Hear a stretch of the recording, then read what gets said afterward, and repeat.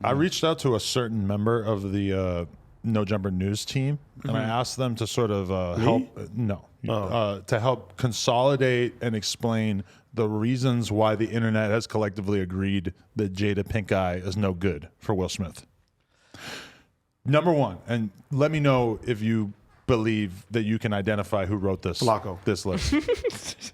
Reason number one, fucking August, her son's close friend who came to her vulnerable. That's Flacco. Number two, going on the Red Table Talk and saying that Will Smith and her are not on the same page sexually, essentially saying that Will Smith's sex game is trash. That was cold. Number three, going on Instagram Live a few months ago and reading a love poem that Tupac wrote about her in the 90s. She is a married woman of 20 plus years, but she was smiling, grinning, looking stricken by Tupac's love poem to her.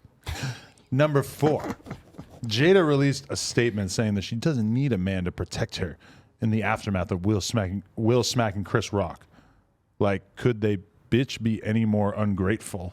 That is definitely Flacco. I know, right? Number five, we are upset that Will Smith ruined his entire life's work for a woman that belongs to the street. God. I did not write this. This is definitely Flacco. Gets clipped, that's what I make clear. This is an extreme. And number six, Daz Dillinger exposed Jada Pinkett for fucking a 14-year-old Chris Kelly, the dude from Kid and Play, when she was about 21 years old, essentially confirming her history of preying on young men. Okay, that is Flacco.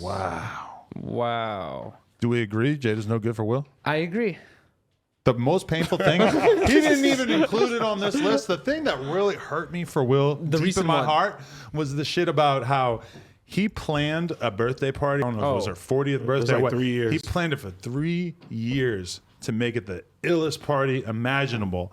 And then when he did the party, I'm not sure exactly what it consisted of, but apparently it was so grand, so big and so ridiculous that she pulled him aside and told him that this is embarrassing. And that this like strokes your ego or something. That this is all about your ego, yada yada yada. Wow. What the fuck, bro? She's toxic. Like, even if you like get a girl a little like, you know, $500, $50 birthday present, you're supposed to grit your fucking teeth and just, you know, act like you like it. Like if a guy goes into all this trouble, if he plans a party for you, even if it's a shitty party, it's the thought that counts. Respect the party. What are we talking about? Bruh. That just hurt me in my heart to know that this guy's like, what does he like about her? Dude, and also I'm surprised he didn't, it wasn't on the She list. used to be bad. I'm surprised it wasn't on the list, mean. but also bad, another clip from Red Table Talks came out where she said right in front of Will, she's like, I never even wanted to marry him in the first place.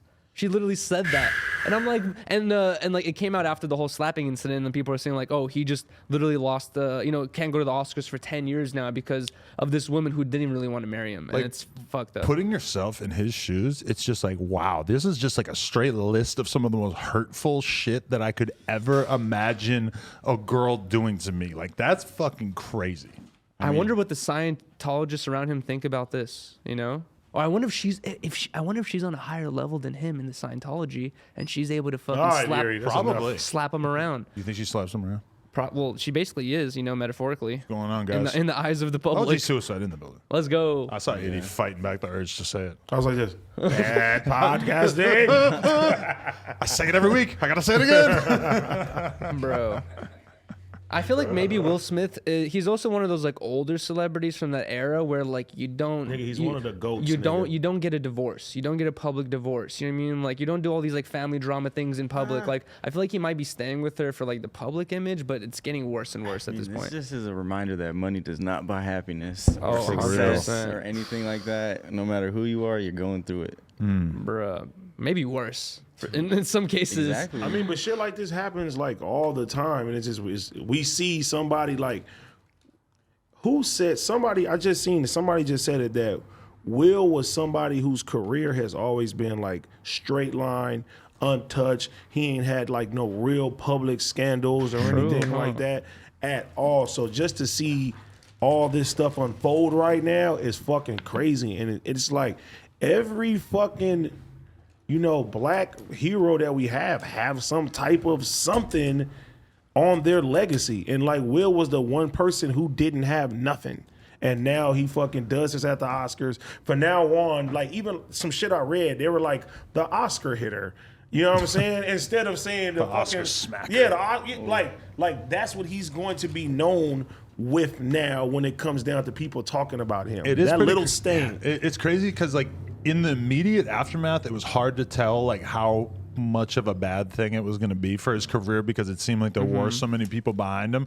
But it definitely now he's got to be looking at it like, what the fuck was I thinking? And they call him a rapper again. It's like this rapper Will Smith, like just Hasn't call him put a out an album nigga. in like 20 years. That's what I'm saying, bro. It's just bad, man. I think the beginning of the end for Will Smith was YouTube Rewind, where he goes like Fortnite, or like oh that's hot, or whatever it was. I think that was mostly disconnected from this stuff.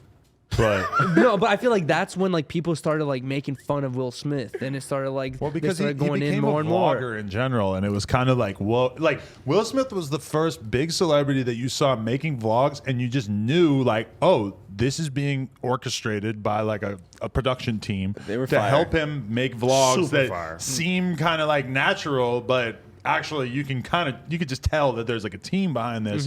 And it was like kind of cool but also kind of depressing of like, oh shit, like everything that people thought up on the internet is just going to be taken over by celebrities at one point or another. Yeah, not Twitch streaming though.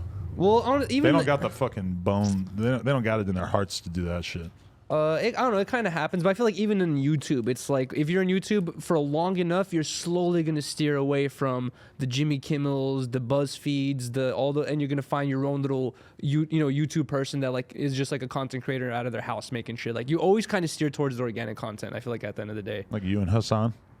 Wait, me and Hassan? Is that your new fucking YouTube bae or Hell Twitch no, bae? I do not fuck with Hassan at all. No, No, people want the real shit on YouTube though. I agree with that. Right? Yeah, they want to see people being people. Exactly. And just like after a certain point, you're gonna realize like, oh wow, if I'm just going on YouTube to watch Jimmy Kimmel, I might as well fucking let Channel 5 play on my TV on cable network all day. You know what I mean? It's the same shit.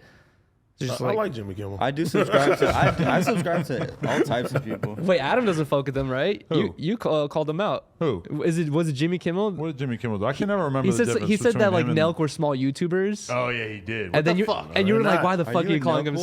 I'm not a Nelk boy. I was surprised to see that you were like, fuck Jimmy Kimmel. Nelk boys aren't small. I mean, it's true though. When you look at the ratings for like CNN will have like 100,000 viewers on a lot of their shit. So it's like for a month. No, like. In a given episode of anything on CNN, there'll be like 100,000 people watching it. Now we're all on YouTube. We all know that if you get 100,000 per upload, that it's a good amount, but it's not like insane. Yeah, exactly. And like that's just pretty fucking insane to think that like at this point CNN is that irrelevant. God damn. Like that they don't have shit going on, that somehow being able to be beamed into all these houses all over the world, that ain't doing shit for them, bro. That's fucking crazy. That's crazy. Dude, now that you break it down in those terms, like I feel like even like some of the most poppin' TV shows still alive, like The Bachelor right now, even in their biggest numbers, they're probably pulling like David Dobrik numbers. You know what I mean? Like which he does easily, no problem. Squid Game did like one Mr. Beast upload numbers. God damn. You know? That's insane. And that's like the And biggest it's getting show praise. ever. Yeah. Wow. Squid. And YouTubers and content creators are still getting underpaid compared to all these like, platformed shows or whatever it may be. Twitch streamers getting underpaid. For now. For now. Not Yuri. Okay, guys, we want to thank you so much for getting us to 100,000 subscribers right here on the Clips channel. If you want to support, please click that subscribe button. We're trying to get to 200K. Thank you. Thank you so much.